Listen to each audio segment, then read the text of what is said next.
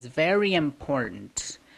Uh, it's a bill that was signed by Mr. Obama this past month. I believe he signed it into effect on December 31st, 2011. So while all of us were out partying, celebrating the New Year's in Times Square in West Hollywood and wherever you were, being distracted by, the big New Year's parties going on, Mr. Obama was signing a bill that's going to affect us all here in the United States. He signed the National Defense Authorization Act bill. So if you don't know what that is, I suggest you look that up on YouTube. I discussed it a little bit last week on the Sassy and Samara show on Monday night at 10 p.m. But it was just a little brief introduction because I told you that I was gonna discuss it in full here on my show. So I want to talk about this bill. It's a very controversial bill that most of you don't even know about. It's not big, huge news. It's not Kim Kardashian or, Charlie Sheen news that's posted all over the internet, all over the news, the mass media news anyways. It's something was done very secretly and sort of, it was signed on New Year's Eve. That way, people were out partying, celebrating. We're not paying attention to this, but it's very important that we get educated about this. So go on YouTube and type in National Defense Authorization Act, or NDAA, Obama.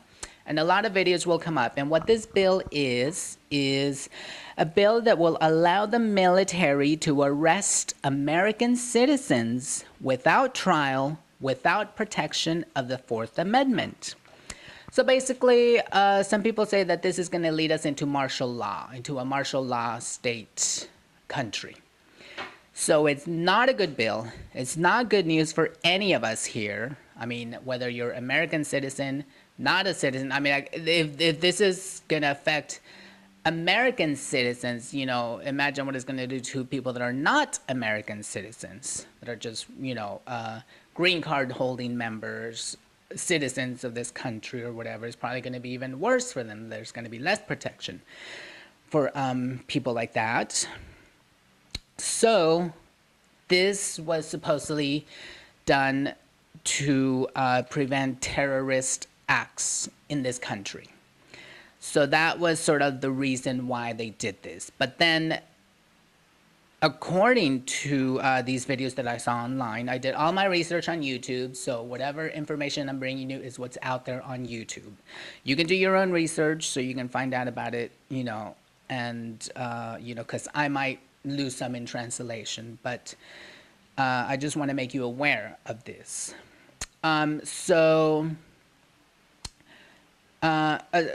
Supposedly this bill used to be where it excluded citizens of the United States before. But then the Obama administration demanded that it be also for American citizens. So that's what turned it into, a horrifying bill. And then after that, he went ahead and signed it. Now it's in effect. It came into effect January 2012.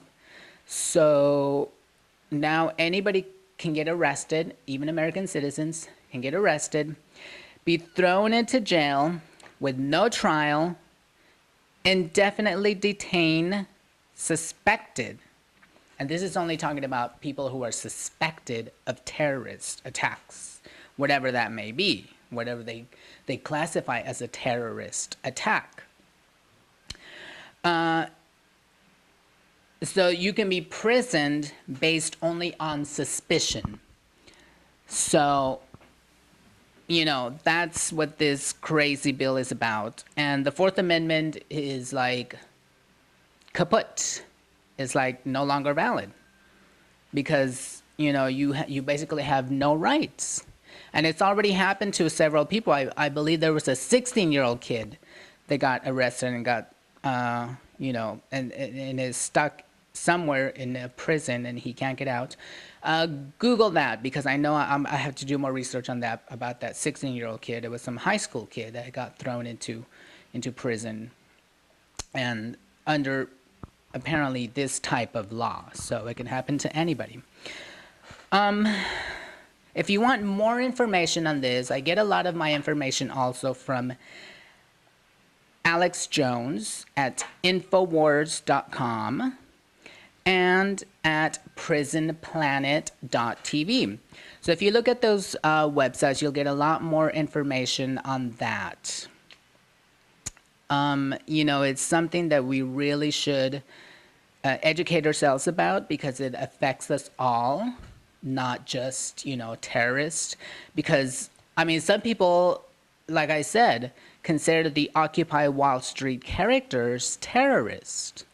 You know, they wanted to call them terrorists. So now I'm assuming, you know, that will be a perfect example to see if that's what they're going to use it against us. That's the way they're going to use it against us, to arrest people that protest against the government. You know, you don't know what their plans are. And apparently, Mr.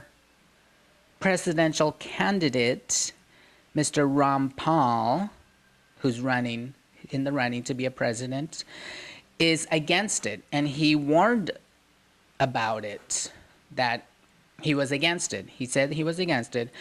So do your research on Ron Paul, because apparently he might be the only one that's that might be good as a president of our country. I know it's sort of like choosing the lesser of all evils, because all government officials and characters are corrupt, you know. I mean, all of them in one way or another. But apparently Ron Paul seems to be our best choice for 2012. I don't know that yet. I have to do another show on Mr. Ron Paul to see what the pros and cons are about with him as a president. But as far as now I know is that he seems to be sort of the lesser of all evils. So you might do your research now on Ron Paul and see what his beliefs are. You know, I'm sure he's not perfect. He doesn't have a clean, perfect record, but you know, he might be the lesser of all evils. And he definitely is against this NDAA bill that Mr. Obama signed into effect. So it is basically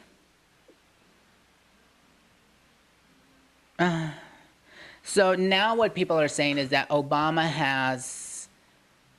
is he, you know, a dictator?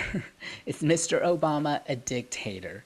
Is he, you know, wanting to rule the country and, you know, make his own laws and imprison us whenever he chooses to, just because, you know, whatever reason they make up. So that's basically what it is. If you want more information, go to infowars.com, prisonplanet.tv,